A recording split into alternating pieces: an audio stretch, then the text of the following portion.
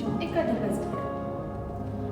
Dans l'Arbre sans fin, on suit les aventures de la petite Hippolène que l'on retrouve ici sur la première de couverture. Cette petite Hippolène est confrontée au décès de sa grand-mère dès le début de l'album. Et par sa tristesse, elle va partir dans un voyage au fin fond de l'Arbre sans fin. Arrivera-t-elle à surmonter justement cette tristesse et arrivera-t-elle au bout de cet arbre sans fin?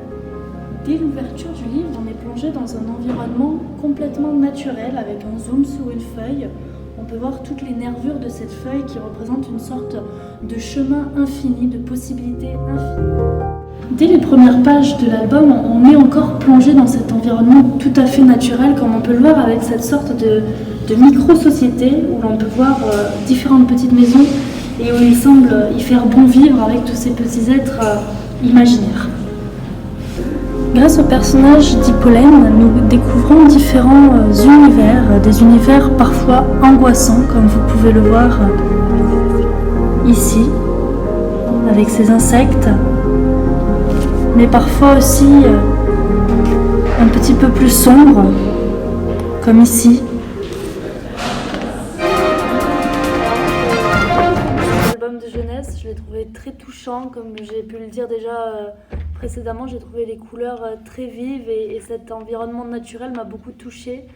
On a envie en fait d'entrer dans ce monde, on a envie de suivre Hippolène, on a envie de traverser tous ces univers avec elle et j'ai trouvé cet album très touchant et aussi il aborde un thème compliqué, le thème de la mort, et je pense qu'il est abordé d'une manière assez touchante. Qu'est-ce que tu en as pensé, toi, Toc ? Moi, un peu pareil que toi, j'aurais vraiment envie d'être cette petite Hippolène et de vivre avec tous ces personnages dans l'Arbre sans fin. Je trouve que c'est un univers assez surréaliste, onirique. En plus, ils sont très très différents.